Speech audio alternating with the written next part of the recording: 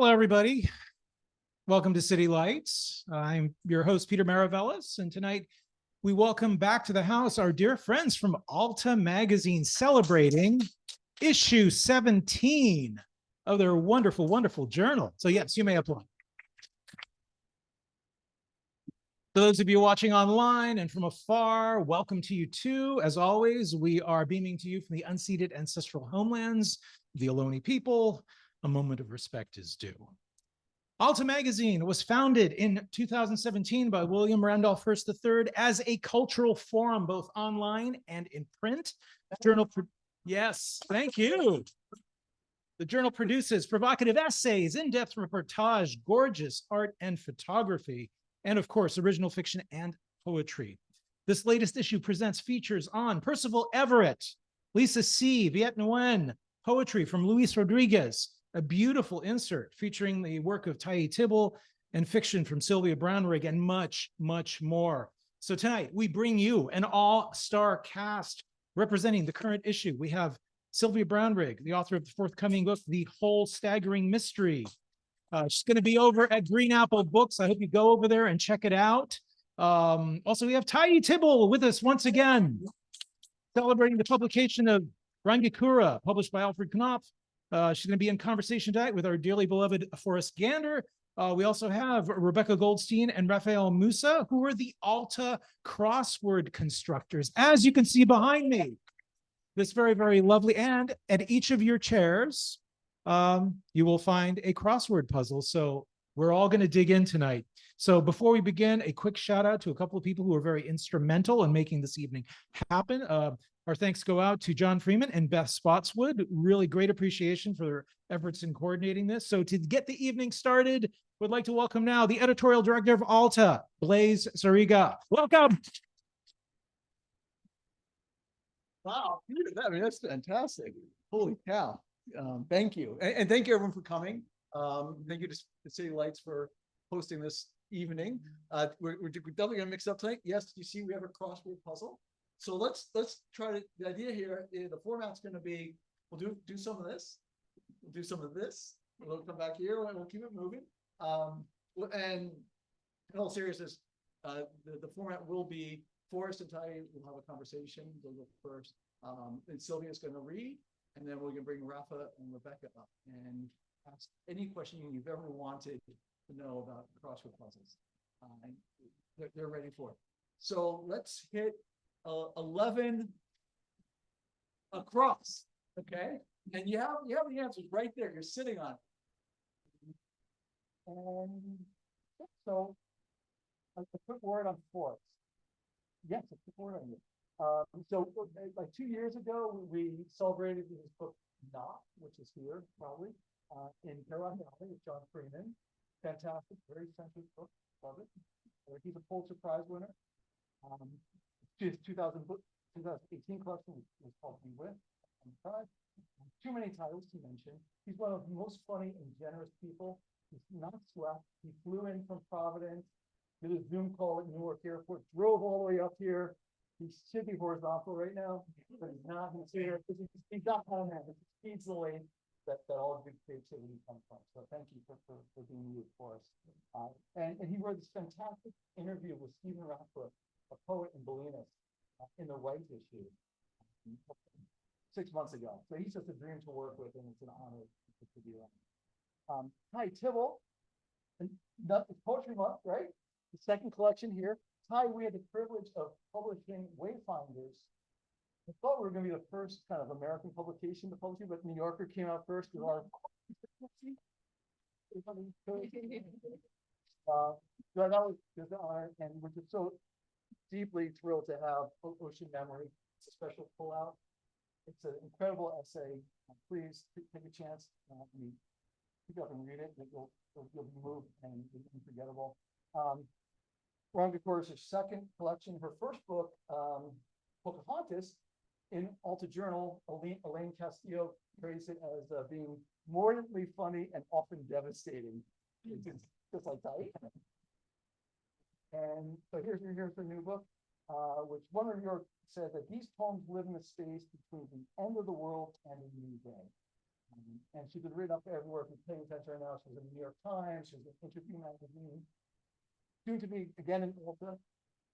That's all I can say. So over to you tonight, really for a treat. So let's start tonight with Forrest Gander and Tayi Tibble.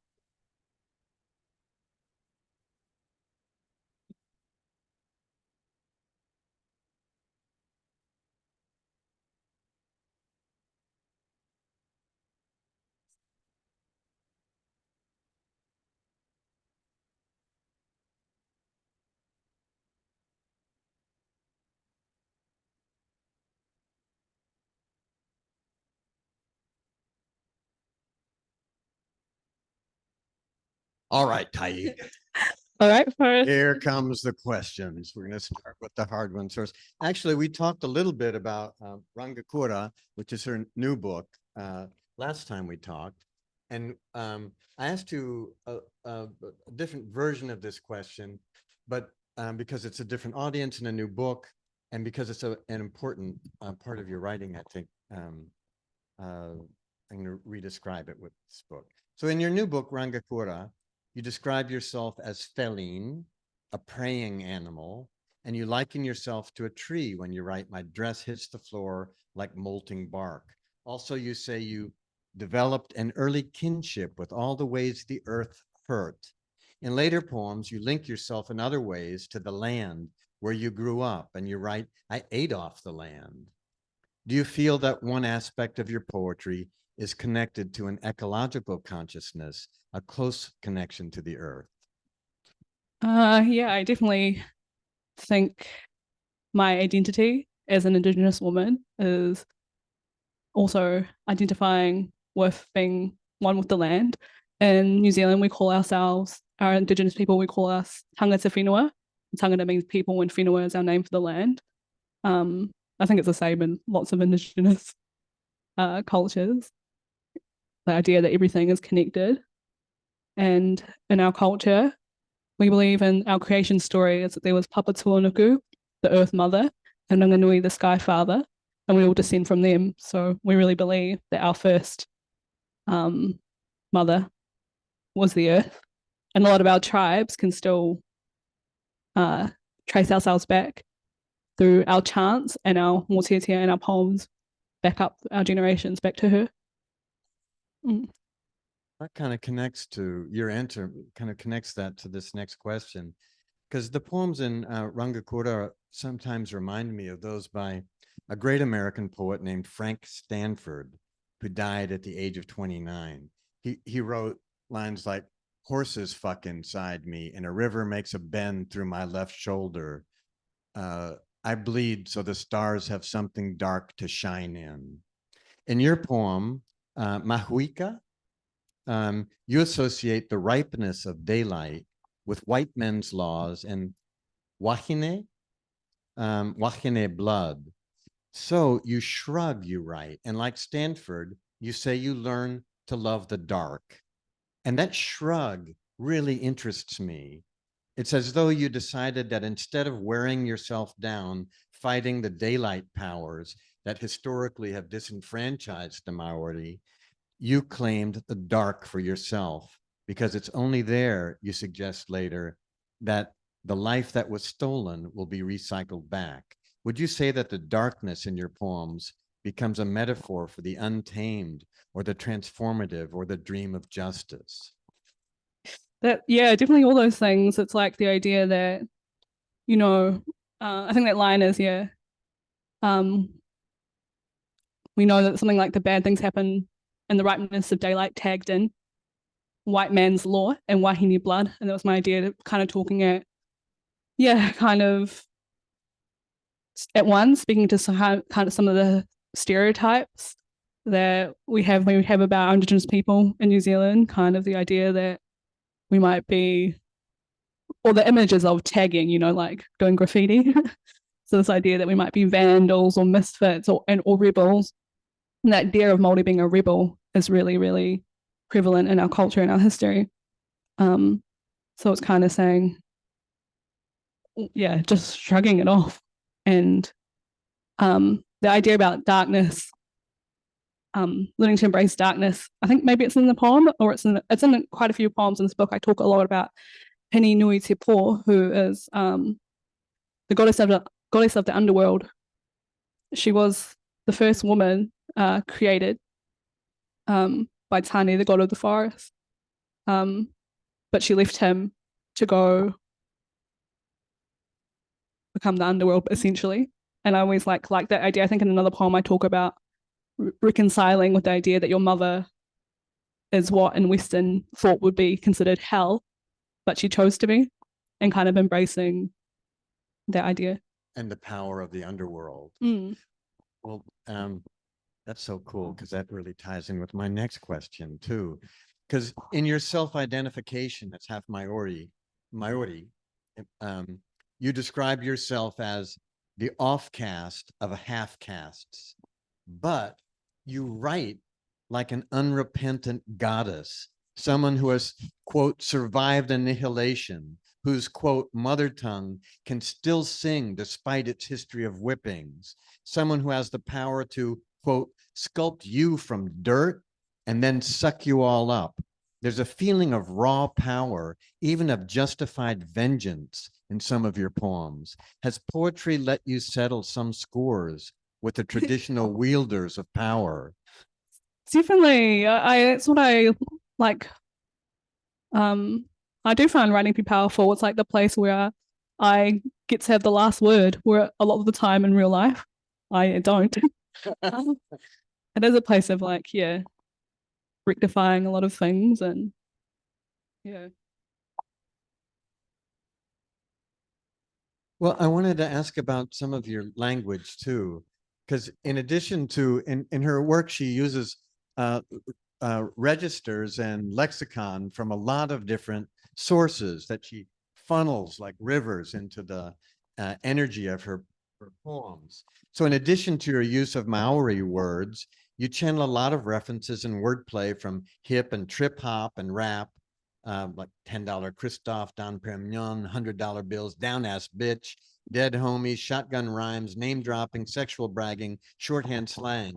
The Maori words you use are place and culture specific, but I'm really curious, do you consider the hip hop and rap influence a kind of international language of the young, or does the way that that influence finds a place in your poem feel to you specific to New Zealand?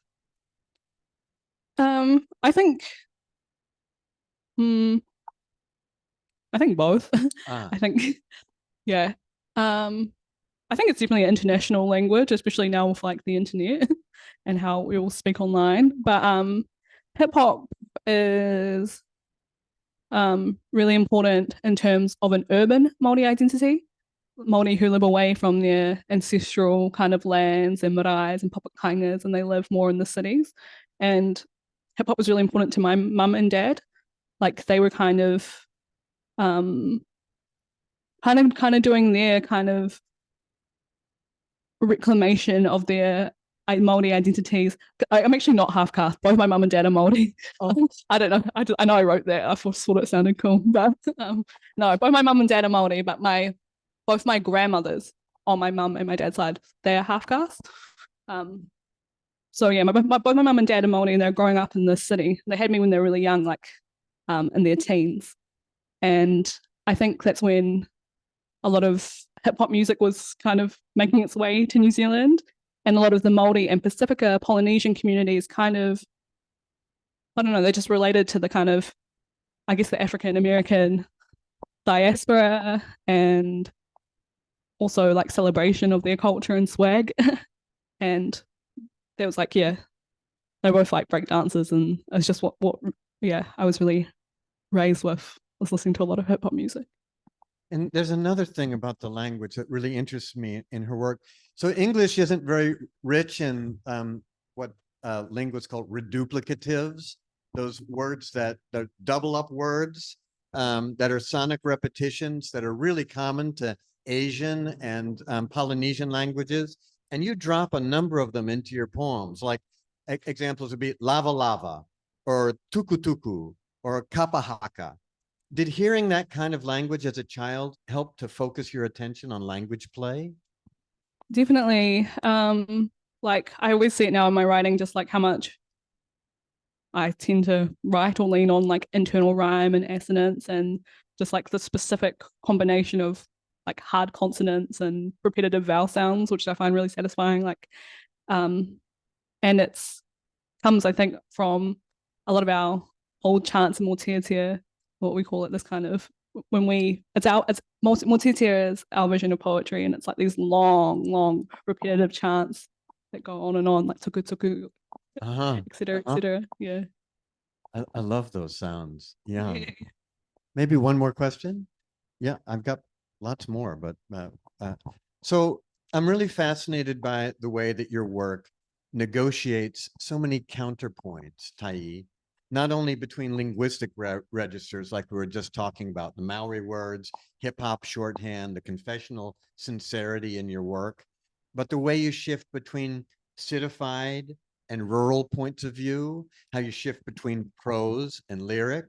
Many of your poems take the point of view who's someone who calls themselves a girl, but who hovers between adulthood and adolescence, who is both dazzling and neck deep in dirt, or they set into relation women from different generations with distinctly different points of views. Is that constant counterpointing, that ricocheting between positions of power and place and register, an essential way of the way you see yourself?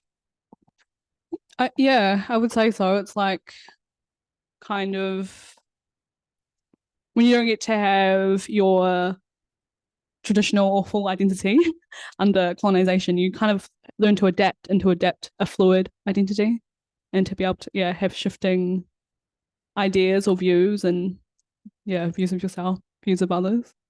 And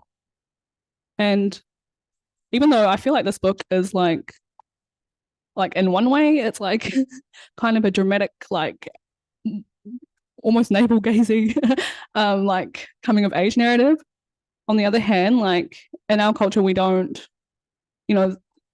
individuals, we don't really have an individual sense of self in the same way I think that Westerners do. So adapting these other points of views, like of my different generations of the women in my family, for example, it's like, I don't know, really natural. Like I feel, I should really talk to them about how they feel. Maybe they don't like it, but I feel, I'm going to use the word entitled to sharing their stories or their kind of perspectives or positions in the world. Because I just really feel like we're all the same person. So it seems to me like a lot of the energy in her poems comes from, like a snake, the way it gains energy from going like this. That's how it goes fastest. It's in bopping back and forth between city and rural, between one linguistic register and another. And one of the things that really characterizes her poems is their energy. Her Poūkahangatus was a wild book with energy, but this book makes that book seem like a mild bath. You have to read it to find out. Thank you, Tayi. Thank you so much, Forrest. So you're going to read some now? Yeah, I've read a couple. I'm not sure which one.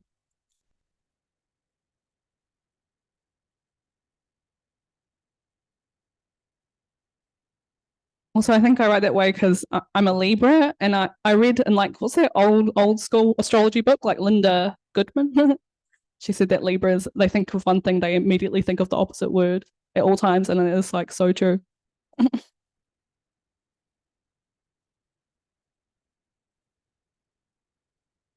I read this poem, it's called Little Mermaids. In this poem, it has a Māori proverb that we use in a lot of our hakas and war dances, and it says, kia mate ururua, kei mate wheke, and it means fight like a hammerhead shark, don't give up like the octopus. Little Mermaids.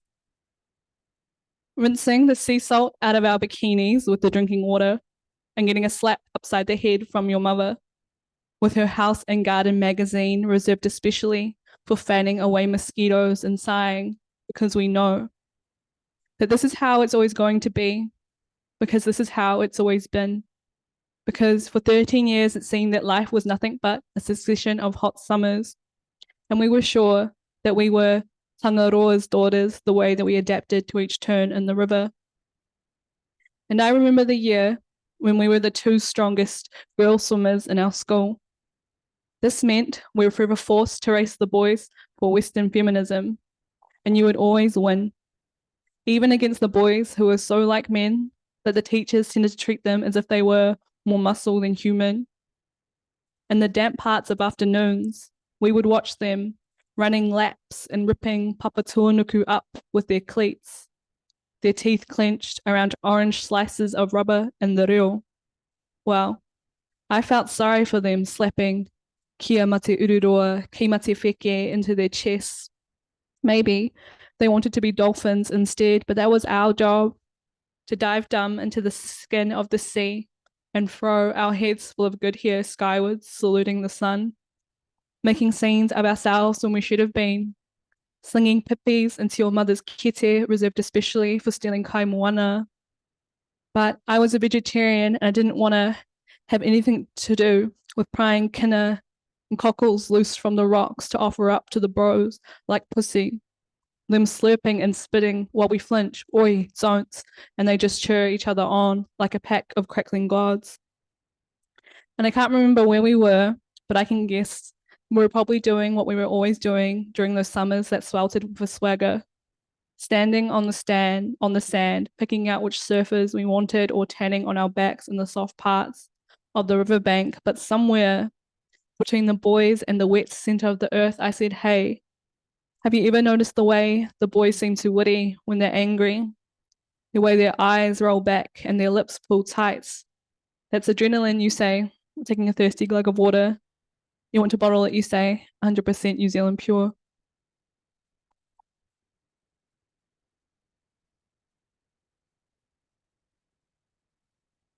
Sorry, one more. And then, yeah. Thank you guys so much for having me, by the way, and for you guys being here, and to ALTA for bringing me out here into City Lights. It's really cool. It's my second time here, and it's just like, well, it's amazing to me the first time, and it's like even more amazing the second time. It's like so iconic here. It's like, wow, my life. This poem is called, it's the last poem in this collection, and it's called My Ancestors Ride With Me.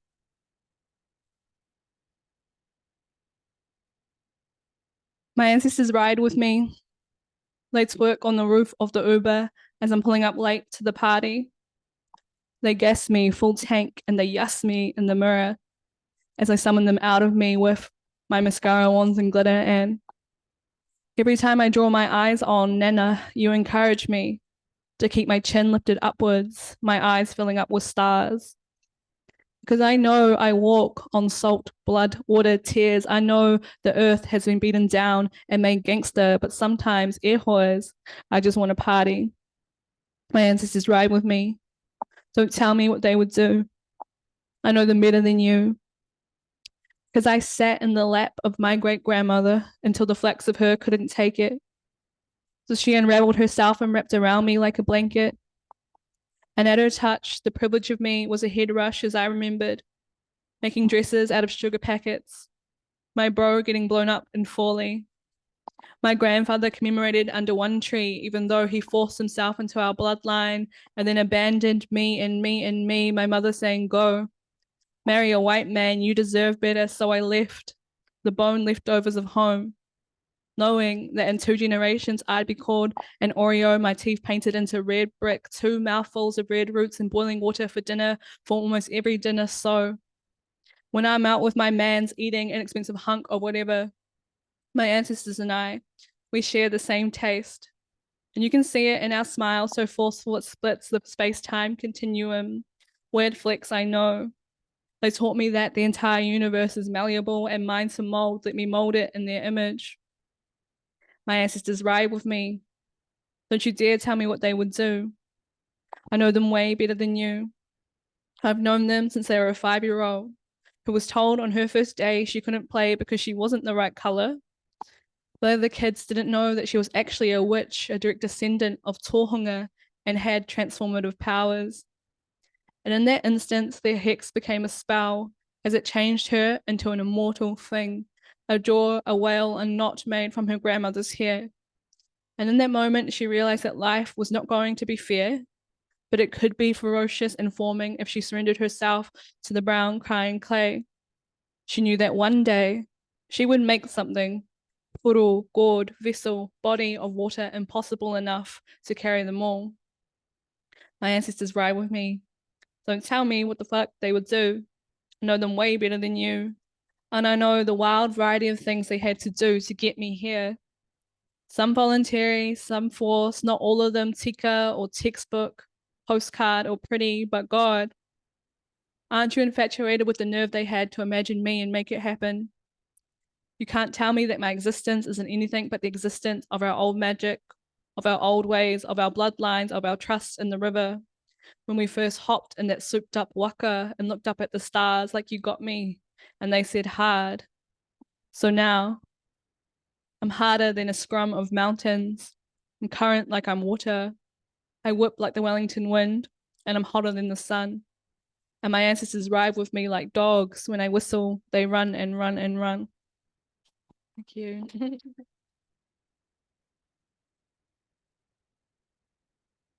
So we'll have questions afterwards. So we'll go through the program and then invite Forrest, Tayi, Sylvia, more interactive and. Oh. I'm saying, everyone heard it. Basically, save your questions, Leanne. But in the meantime, please, people stand in the back. There's chairs up here. If you're thirsty, there's water and wine too. Now's a chance because we're going to do 20 across. Now, this is a gimme. Come on, 20 across. All right, let's move on to Sylvia Brownrigg. I met Sylvia, actually, this is the first time we met in person, but the new book coming out, The Whole Staggering Mystery, I was given a gallery of that and read a section. I said, this is really, really good. But I think it's really part of a bigger story. And it was. And so we said, would you have another story for ALTA that we can run? And so she gave us a tiny school. It's a story of Helen and her best friend Sophie. And yeah, there's probably, I'm going to say this, I'm sure there's some themes in this that are related maybe to the upcoming war. Sylvia is the author of many books. Again, too many to list, like 7 something short stories, a children's book even. And the new book, The Whole Staggering Mystery, is coming out April 23rd, is the pub date. An event at Green Apple. So pre-order it, or you can buy it from it. It's all to you on the black market or something. I'm sorry, I'm not standing in front of the mic. So anyway, Sylvia, please come up and introduce me.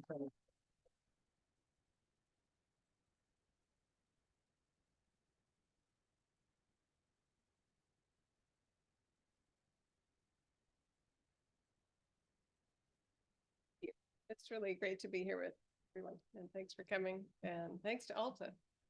And I really enjoyed your reading. Thanks. So I'm just going to read the start of this story, Chinese School, and then I think we're chatting or questions, or I'm not sure, afterwards.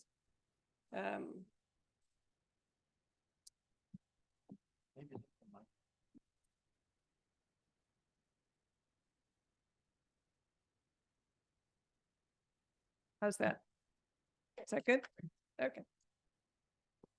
Chinese School. Sophie had never been to a drive-in movie before. It was like taking your living room into the world. There was an inside-out confusion about the situation. Different from being in a regular movie theater, where what you went into was the sounds and smells of other people, chewing their good and plenty, slurping their Cokes, palming popcorn into their mouths all through the movie, so that when the lights came up after, the cement floors were covered with a dirty, buttered snow.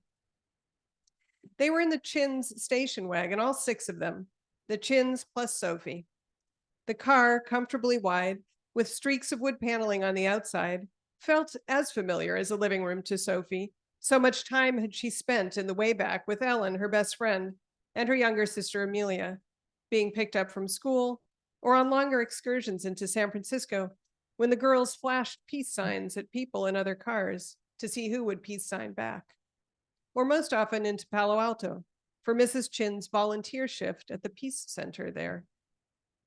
While Ellen's mom mimeographed information sheets and protest posters about the Vietnam War, she let Ellen and Amelia and Sophie wander off down the street to get comic books and beef jerky at the local newsagent. Darren, the baby brother, had to stay at the center with Mrs. Chin. The movie starred Bruce Lee and had the word dragon in the title. That sold Sophie on it. Sophie had learned from Mrs. Chin that with the Chinese system, Sophie and Ellen were both born in the year of the dragon. Amelia was the year of the snake. Ellen and Amelia were closer than Sophie and her brother Tom. Ellen was a protective older sibling, not the kind who gave you wrist burns or made fun of your buck teeth. Sophie liked Amelia too. The girls were a trio together. A few years later, when that show came on the air, they would sometimes pretend to be Charlie's Angels, giving Darren the mostly ceremonial role of Charlie. But obviously, dragons were better than snakes. It was not a movie meant for kids. Sophie and Ellen were in 3rd grade, Amelia 2nd, Darren little. But at a drive-in movie, as in your own house, it seemed no one actually checked. And anyway, it was Bruce Lee, a guy who did kung fu and was a kind of hero, Sophie understood. From Ellen, Sophie learned after that Bruce Lee was dead, and this gave the movie an added kick. It was his last one. After Dr. Chin treated Sophie to a ticket, he pulled the packed station wagon confidently into a parking place. A speaker was planted by the side window like a metallic sunflower, similar to the ones you spoke into at the hot dog drive-in place that had the giant dachshund on the roof. Luckily, it was a warm night, so they could roll the windows down to let the sound in. The snacks the Chin parents handed around were something called moi. It was salty and a little sweet, the texture of a dried apricot, but a dusky, grayish color in the dim movie light. It was made from plum. Sophie did not love it, but ate it anyway. She found the odd, contradictory taste a good distraction when a naked lady appeared on the huge outdoor screen walking across a room, something she was not used to seeing at the movies. She closed her eyes, but it was too late. She closed them for some of the fight scenes too, not so much the kicking, but when there was a lot of blood. She was not scared exactly, just aware that these parts of the movie were not for her. She would not tell her mom about any of this. Ellen and Amelia watched the whole thing, riveted. Darren too, probably, but he was sitting up front with the parents, so it was hard to tell. Another night, another sleepover. Sophie came from what people sometimes called a broken family, which sounded like a motorized toy whose battery had run out, or an armless doll, but in reality meant it was just her mother, her brother, and her at home. This led to the need for sleepovers somewhere else. The Chins had stepped forward with a quiet, steady generosity as Sophie's alternate family. For Tom, it was the Ravens who lived farther up in the hills and had a swimming pool and brand new gadgets like a calculator that did math automatically. Both households had 3 children and 2 married parents. It was a solid arrangement. Sophie had no problem seeing the advantages. By now, a year after meeting Ellen, Sophie knew the Chin home as well as her own, and she enjoyed its other superiorities, a regular upstairs and downstairs, unlike the single-level house where she lived, a pair each of cute mutts and tabbies, and an ample kitchen stocked with white bread and hot dogs, delicacies Sophie's mother did not allow. Sometimes Sophie and Ellen traded their packed lunches at school. It was like having a different mom for an hour. The Chins had 2 distinct living rooms on opposite sides of the large downstairs, one where they watched TV and Amelia played piano, the other near the grand front door, a room that was up a few broad, carpeted steps and had chairs and beanbags around a low circular table. There, the 3 girls would lie around on weekend afternoons, reading out loud from Ripley's Believe It or Not, trying to find the grossest entry. Was it the man with the 3 eyes? Or the guy who could speak through a tube in his stomach? And did they believe any of it or not? Both Chin girls had a great taste for the weird and macabre. and any sinister detail often led them into fits of giggles. Once they started, it was hard to stop, the way it happens when you're lying on your back and the world is ridiculous. And just when you think you catch your breath, someone says something else and you collapse all over again. Sometimes the girls, and Darren, if he was around, created a scratching machine together, each person assigned to scratch one of the other's backs or maybe arms in a beanbagged ring of satisfaction, until someone got bored and they jumped up to play one of their imaginary games outside. Their favorite storylines involved hardship, being orphans, of course, or getting caught in a blizzard, or both, and escape, sometimes from a mean aunt, played unknowingly by Mrs. Chin, or else the Nazis, until the day that Mrs. Chin overheard some of the girls' dialogue and made them stop that game because it was anti-German. She said they could keep playing if the evil guards were from some made-up country instead. But where was the fun in that? I'll stop there.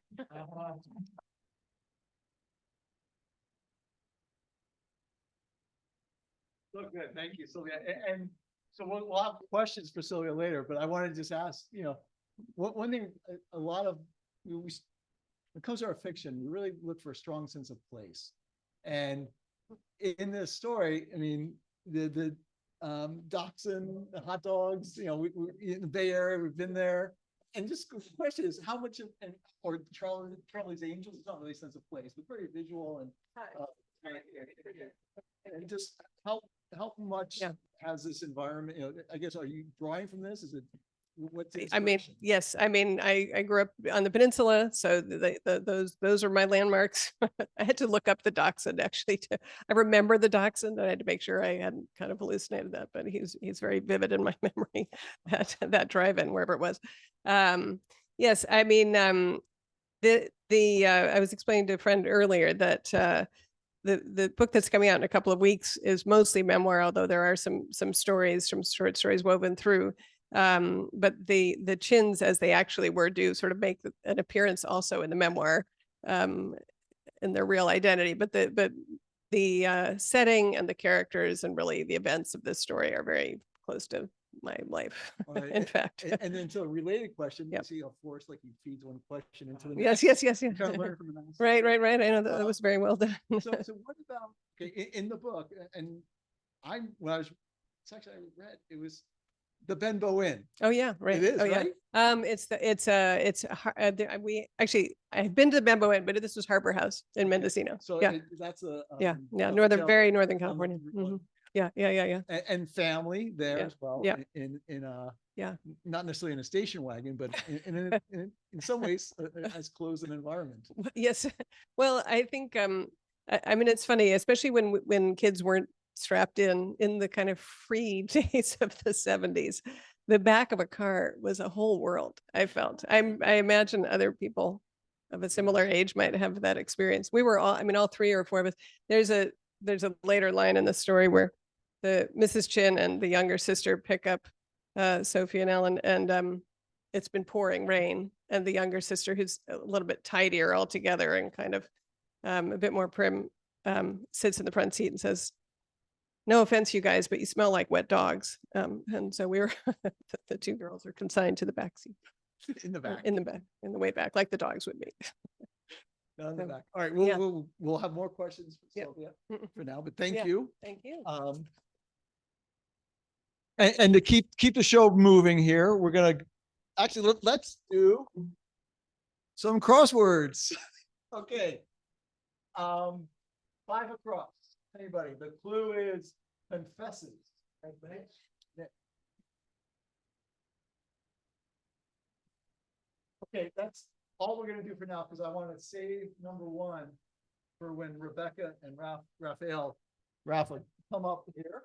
One of you guys come up now, please. So part of being a magazine editor is the best part, I think, is just sitting around and dreaming up stories, or actually think of writers that you want to work with and then hope that they have great stories to give us, right? And so it's writers, it's photographers, it's illustrators, it's dreamcasting, and about a year or so ago, I guess, probably, we said, let's have a puzzle page. And okay, wow, this is I've never done that before. I don't, like who I used to pay attention. So we reached out to Will Shortz, the New York Times, and said, hey, we're trying to do this. Can you recommend anybody in the Bay Area? And he says, yes, Rafael Musa and Rebecca Goldstein. And I was like, oh my gosh, this is so great. And so they agreed to give us a trial run. I think we've passed maybe. And we've done like 4 now or 3 or we've done a couple, like holiday card was a mini puzzle. Yeah. Tonight's bonus puzzle. And so a quick word about each of them. Rafa's day job is a software engineer. He loves walking on the moon at midnight. No, he loves his cat, iced lattes and croissants, acai bowls too. Rebecca is a research scientist working to discover immunotherapies for cancer. It's something, just so crosswords a bit of a break maybe. And she's been making puzzles since 2020. From New York originally, from Brazil originally, but both here in the Bay Area. And so the format tonight would be to have a kind of a 3-way conversation, but really to hear from them. So my first question is, how did you meet each other? I'm sorry, here. Share the mic. Or, yeah. It's more important to hear you than me. Yeah. Sure. Yeah, so there is a pretty sort of like, I guess, vibrant community of crossword makers on the internet, on Twitter or X now, I guess, and Discord and a bunch of other kind of forums. And we kind of had seen each other post, and then we kind of started to discuss and DM each other and just kind of talk about puzzles, and one thing led to another. We realized we both kind of lived nearby, and we have some kind of crossword gatherings in the Bay Area, kind of quarterly. And so we ended up meeting in person and kind of really connected and felt like we had similar sensibilities and personalities, and we became kind of frequent collaborators. And the rest is history, I guess. Are you going to make more than 100 puzzles together? Oh, not together. Yeah, separately, yes, but together? No. No, I We mean, we're I definitely think in the dozens. 15 last year. Yeah. Multiple venues together, the USA Today, the New York Times, the Universal, probably the LA Times. Yeah. This, I think we've done 3 for you guys now, full size. Yep. The 4th will get to you on Monday. Oh, We're really? just right in the last few clues. Mm-hmm. Yeah, but we've made a bunch of puzzles together at this point. Yeah. And so, I mean, I think everyone's familiar with crossword, but how do you make a crossword puzzle? I mean, God. we tried one a couple of years ago at ALTA, and it's shaped like the state of California, really ambitious. We had no idea what we were doing. And I had a friend in New York who's like a crossword fiend with his group of people, and they have a contest every morning. Send it to him, he sent me a hate letter back. We revised it, sent him another one. I got 10 hate letters back. And we had to go to print with it. It's really hard to make a crossword puzzle. Maybe you could share some of the secrets. How do you make the crossword? Well, so there are many steps, I guess. Like the sort of bird's eye view of the process is often crosswords have themes, which are a group of entries that are connected in some interesting way through some wordplay or have some characteristic in common that is perhaps surprising or interesting or exciting. And often the first step is landing on, or if the crossword does have a theme, the first step is always figuring out what that theme is going to be and what those entries are going to be that connect in that specific way. And so that kind of tends to take most of the, I guess, like creative brain powers, figuring out like what the theme is going to be and how you're going to tie it all together. So that's kind of step one.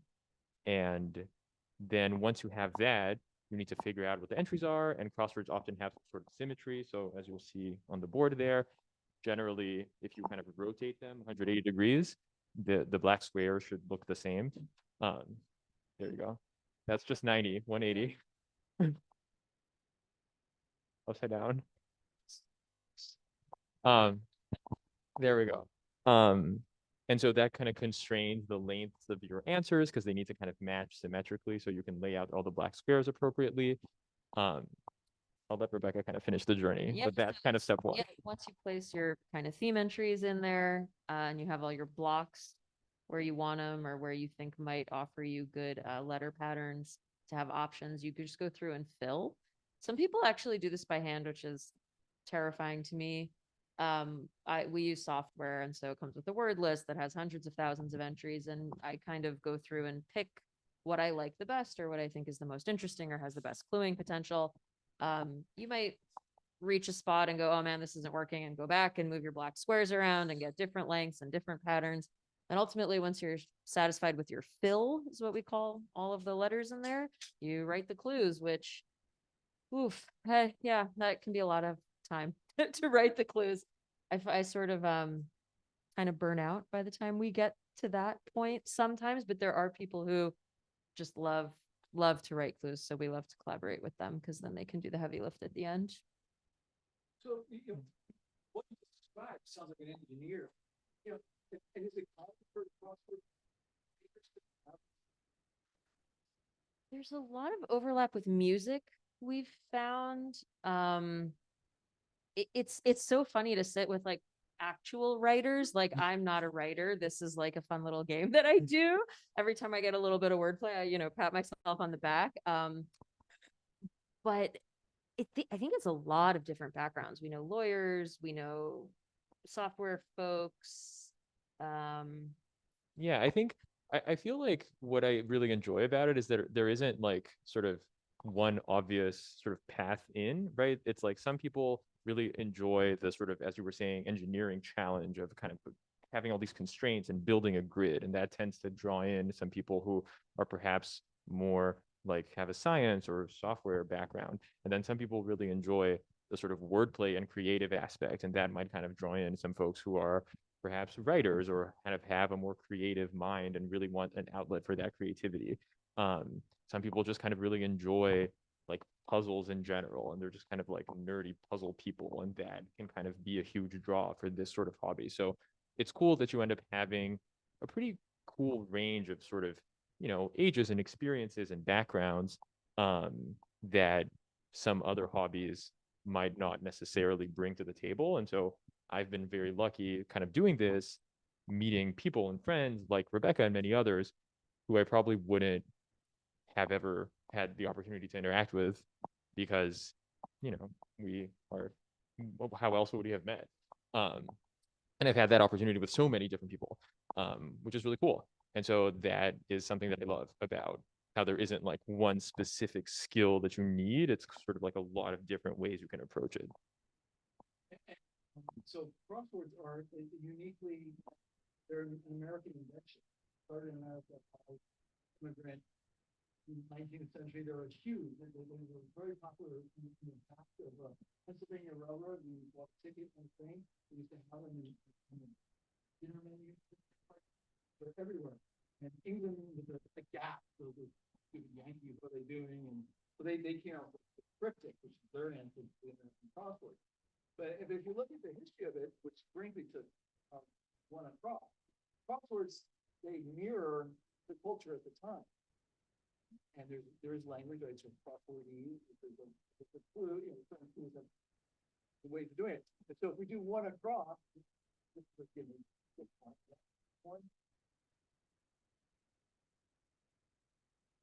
So yeah, and the clue here is the man of two faces, author. But if this was in the 70s, it might be blank Tom. And today that might be kind of weird to see. And so how do you think about that? Like when you're picking your clues and your answers, reflecting contemporary, words, or when you retire with? Yeah, that's hard. I mean, it's a great question. I tend to approach it from the perspective of it feels like a huge privilege that I have because I get to just kind of put my own personal experience into the puzzle, and then other people get to have a little lens into my brain and my life.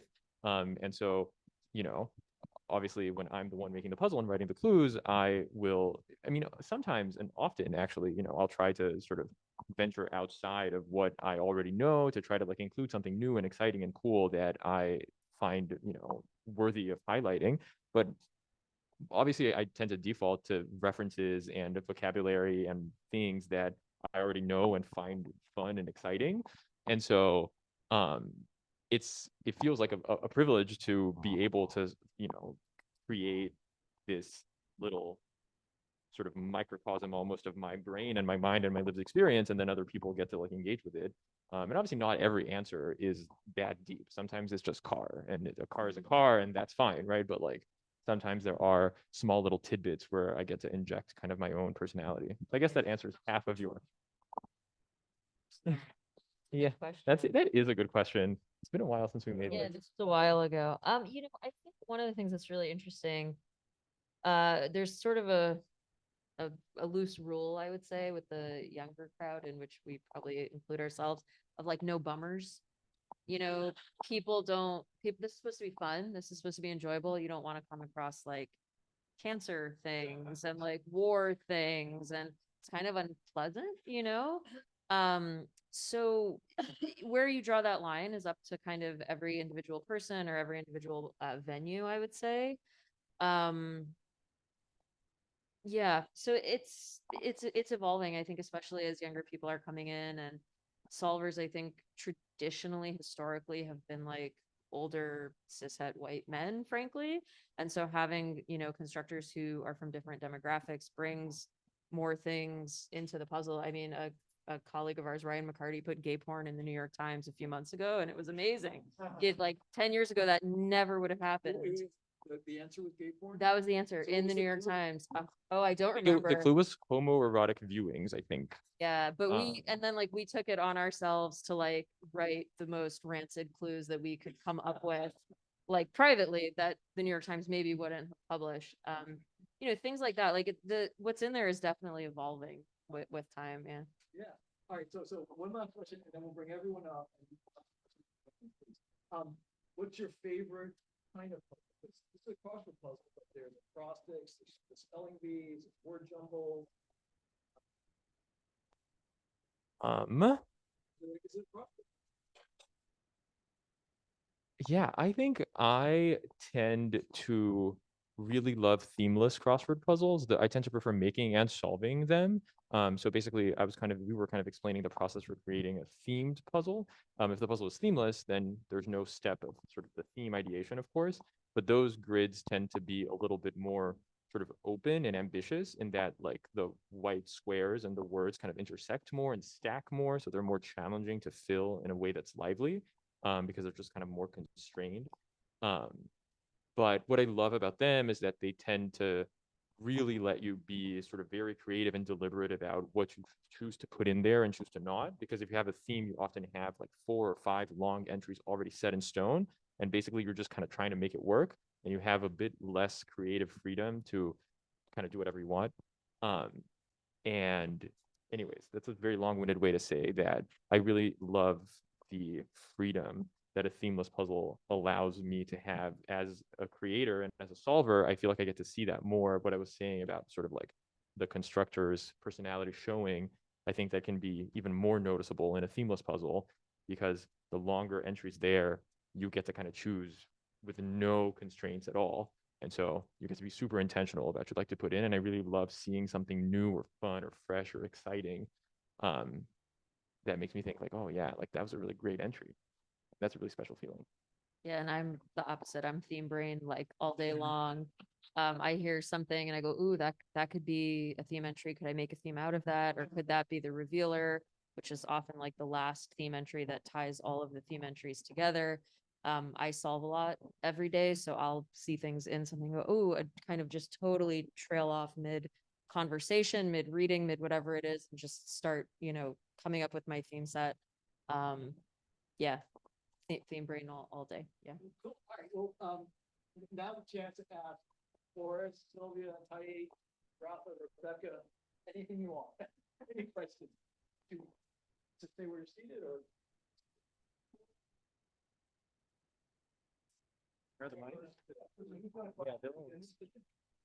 Yeah, we'll just have one. We can just pass it. Yeah, yeah, there you go. So,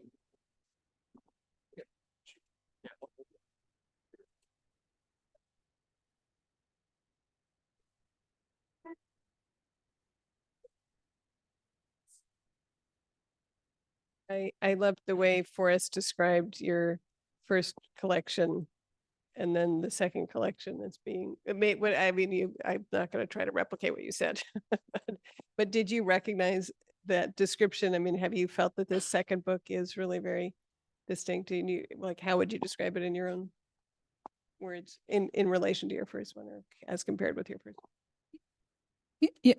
Yeah, I think because the first one I wrote like in school for my MFA, you guys say, and so I had like lots of people's like opinions, and no, it was good. It really helped me. But I feel like in the first book it's like it's got a lot of what's still in the second one, but it's got more of the tone of it's like more direct, more and dry.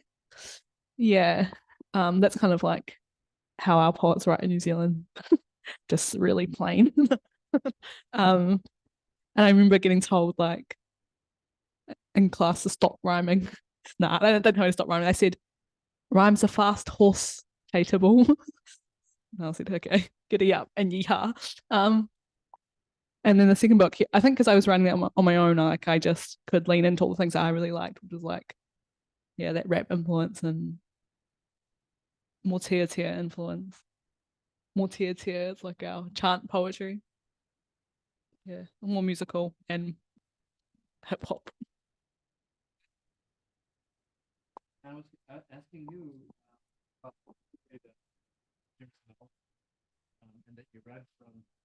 It's an uncollected story, and are there a number of them making their way into a collection? Well, it's interesting. It's almost like it's a branching off from the book, from the memoir. Yeah, the form of the memoir, there are two sections of the book which sort of capture the characters of my grandfather and then my father in these fictional short stories. And yeah, so then going back to the girl and that family, I would love to write more about them. So I'm not sure if I will. This is maybe the first story of some other new thing, but it's certainly related to the characters in the book as well. Yeah.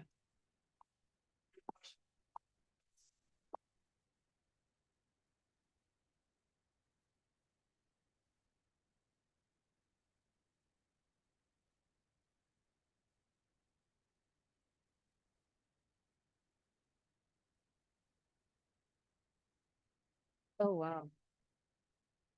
Saying this with affection. Oh boy. I mean, how much time do you have, right?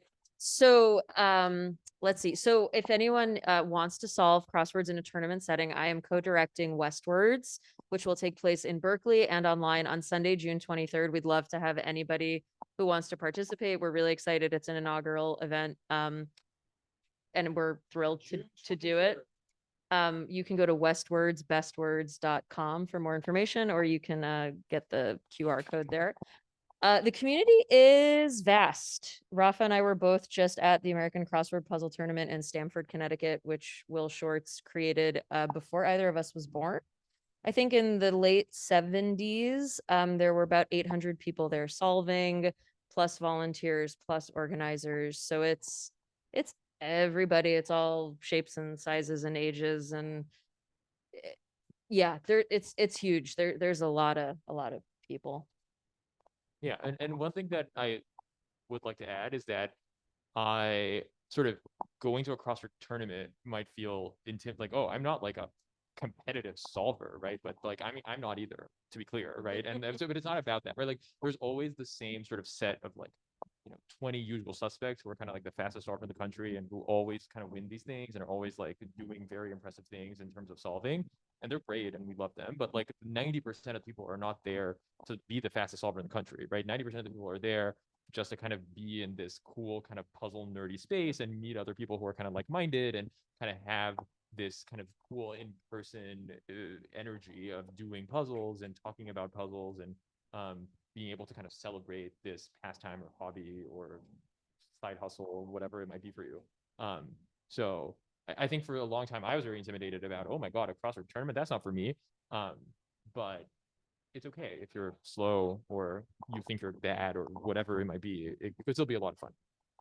So Yeah, and I think the community has grown a lot. I mean, I started constructing in the pandemic because I had a lot of free time and my wife was like, you got to find something to do. You're driving me crazy. Maybe you should make one of those things you solve every day. And now she wishes maybe that I didn't do it quite so much. But it's grown a lot and a lot of people have started constructing in the last, I would say 4 or 5 years, which has brought in a lot of new voices, new perspectives. And there's kind of something for everyone, I would say. And it's led to a boom in tournaments as well. There's going to be one in the Midwest for the first time in October, and there's one in New York in August that exists for a long time. But it's growing. We're in like peak crossword right now, so we love it. We're thrilled. Yeah. And is it when people is as popular there as here? Well, I meant, it feel like it's peak puzzle. Right? Everybody's yeah, equally.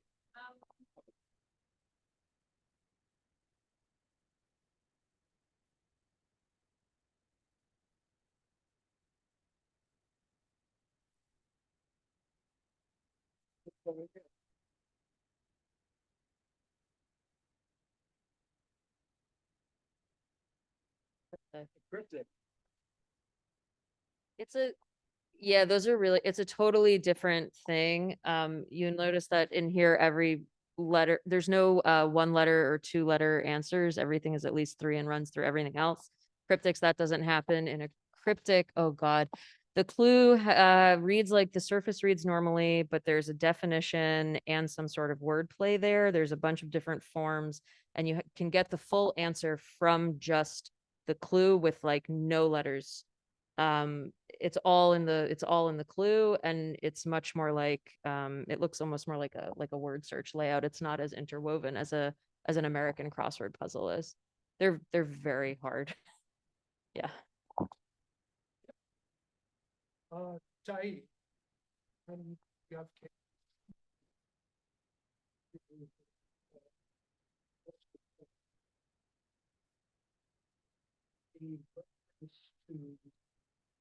sense of self in your culture being different from what you find in the West. That makes me curious about when you're writing and also when you're reading aloud to the partners. How does the self and other thing work for you? When you're writing, are you at all thinking about an audience? And when you're reading to an audience, are you reach their others? Yeah. When I'm writing, like I always am thinking about my community, the communities that I represent, and like whether the things that I'm writing I mean, sometimes maybe it's not always going to be flattering, but like in all, like has to be uplifting or just validating, I guess. I've got the word I was looking for. I had a good one and it went out my head. But especially, but I do really, I'm shy, but I really love reading to people, and I don't know how to. I was told by one of our, and I try and read like, yeah, I like reading because I was told by one of our elder Māori poets, his name's Apirana Taylor. He like always said, you know, when you read your poems, you need to read them with mana. And mana is like one of the most important concepts in te ao Māori and Māori culture. Mana is closest, like, people say it means like pride or respect, but I think the closest representation to it in English is like true integrity. So if you read with your mana, like it means like you honor your audience and you honor yourself and you honor the poems. And I just feel so lucky when I get the chance to read that people listen. And yeah, I just like the kind of energy. I feel energy exchange. Yeah. What question? It says for the 5024. Yeah, that's the postcode of the little suburb that I grew up in Porirua. Porirua is like 20 minutes north of our capital city in Wellington. It's kind of like the hood. And yeah, it's just the area code. And the title Rangikura, it means, rangi means sky kind of, and then kura means red, or it can mean school. So Rangikura kind of means, to me, it's like the red sky. But if the sky is red in Te Ao Māori, you'd look at it and think that's a sign or a warning or a tohu. So that's like kind of the idea in the title. But Rangikura is also the name of the school that I went to that was in Ascot Park in that suburb.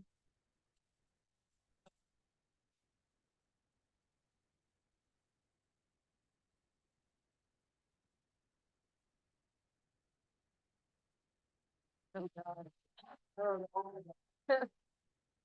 We'd get canceled, I think, is the answer. Yeah, but also like I don't. Yeah, I mean, I don't know if that would like be fun or interesting to do necessarily, you know, because I like one thing about the bummers like kind of rule or guideline or whatever that I like to think about is that in a crossword puzzle you don't get to kind of contextualize the answer. You have like maybe an 80 character, 100 character clue, and that's all you get. Right. So it's not, it's like, oh, obviously bad things exist. Right. And that we're not trying to say that they don't. And it's very disingenuous to be like, oh, like no, diseases don't exist. No one dies. Like there's no war. Like obviously shitty things happen every day. But the challenging thing about doing like kind of exploring that in a puzzle is that these things are really nuanced and we don't have the space or context to do that.